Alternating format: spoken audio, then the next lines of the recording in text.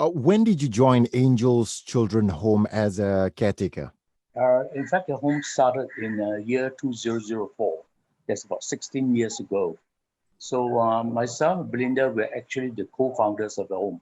Right. We started actually for the past 16 years already. What motivated you to want to start up this home? In the beginning, we were helping other homes on a personal basis.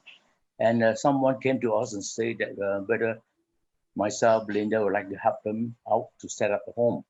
So we agreed to it and we assisted during that time to set up Angel Home for them. So what happened was that um, we were visiting the home quite often, and we later found that the person was not running it very well, and they also feel like they have to give up and they couldn't do it. So we asked Belinda to help to take care of it for the time being. So for the time being, and we were trying to get somebody to do it, but it seems that after a while she got so attached to children, and we could not actually find people who are willing to do the job. So that's how we got sort of attached to the home and continue with it ever since 2004 till now. It's a big commitment, isn't it, on Belinda and your part? It's more on Belinda because Belinda is stay in 24/7. She's in 24/7. I come in as when they require my help. And what help would you be coming in most of the time? Most of the time, I come in when she needs to discuss with me the problems of the home, and when there's a need to take the children out, I will be their driver to send the children because we have a van. Somebody donated a van, and it's a manual transmission which Belinda couldn't drive. So I will do the chores, and at the same time, from time to time, I take the kids out for an outing once in a while. The actual home, was it purchased under your name or it's rented? The house is on rental basis till now. Initially, we were renting this house for 1,000 a month, and later on they just add on another $200, so it's 1,200 per month for the rental. I'm sure it's not easy running a home for children. How much help do you get in terms of manpower? In terms of manpower, we have to keep the expenses very low because like you say, it's not easy. With 15 or more children, usually we have about 15, and so now we have 14. So imagine most of them are schooling except one, I think the 2-year-old. So imagine you have your own children, say 2 or 3, you know the burden that you have for the expenses. We have 14 here. So yeah, like you say, it's not easy. We have gone through stages where we find it a bit difficult to sort of sustain, but we get over it, and we try to raise money on our own from time to time. So it's only you and Belinda and the maid right now running the home? And of course, the older kids and all that help out on the chores at home. For medical reasons, now how does it work? Does the doctor come over or is it sponsored? For medical reasons, we have the clinic nearby, which is Chang Polyclinic in OUG. They give us free consultation, but we pay a little bit sometimes if the medication is expensive. So far, they've been helping us that the children get free consultation. Was there ever a time where there was a major medical emergency that needed to be looked into? So far, it's very rare that we have any major issues. There's one case where we suspected that one of the girls had dengue. We took her directly to University Hospital. I'm sure there have been days or months when you don't think you can afford to have all these children under your care. How much money do you actually need to run your operation every month? I would say that the expenses for the rental, the maid, let me see it as well, maid and the school children, all the electricity bills, utilities and maintenance for the home and the van and all that. It's I think easily over 10K a month.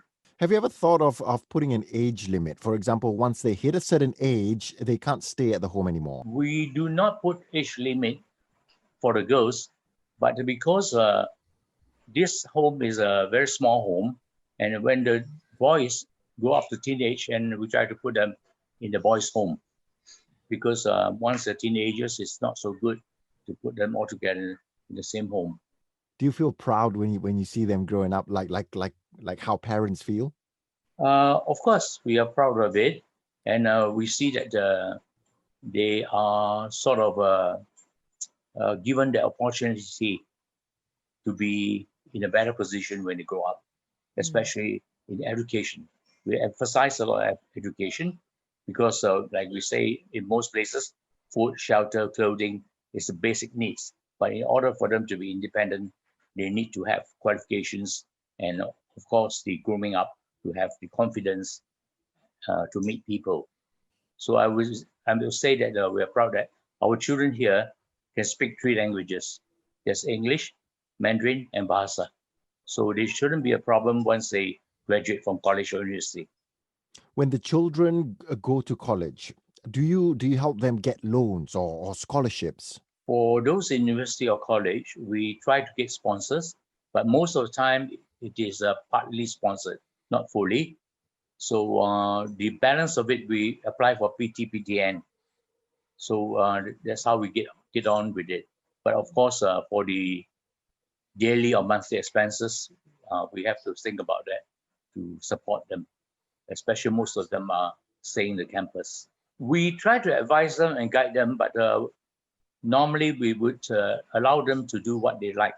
It's the best thing for them because if they have the interest in that field, why should we stop them?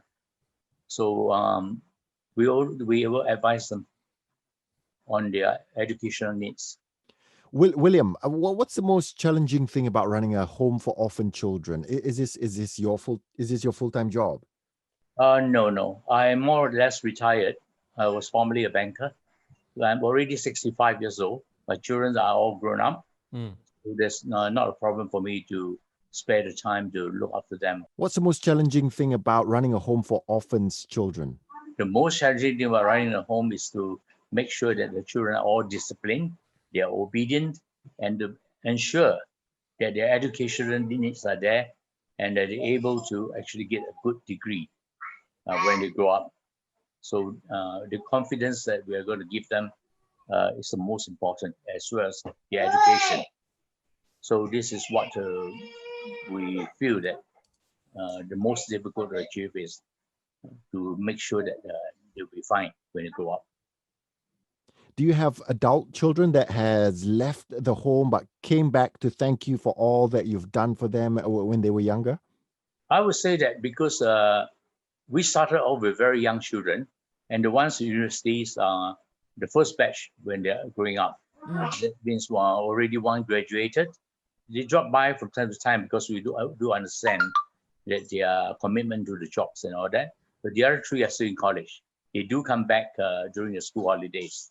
When the children get married in the future, how does it work after that? Would you be helping them plan the wedding after that? Once they are independent, they graduate and have a job.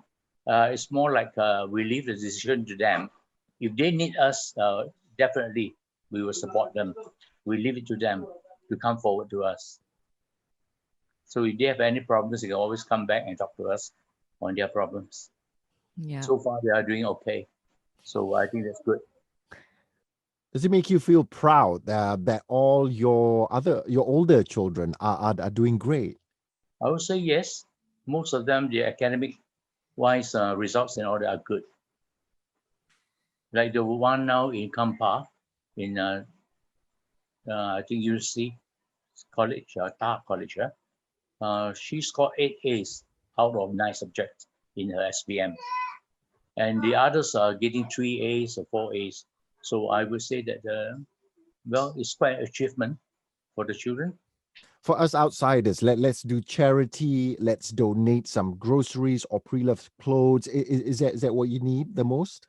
I would say groceries is quite sufficient because there are people who will get the suppliers to come and give us the groceries from time to time. Yeah. And a lot of the time, people donate, like you say, groceries, um, quite sufficient. And in terms of clothes, we accept clothes and we sort them out because a lot of they come, they just dump the clothes first, and then a lot of adult clothes which you don't need.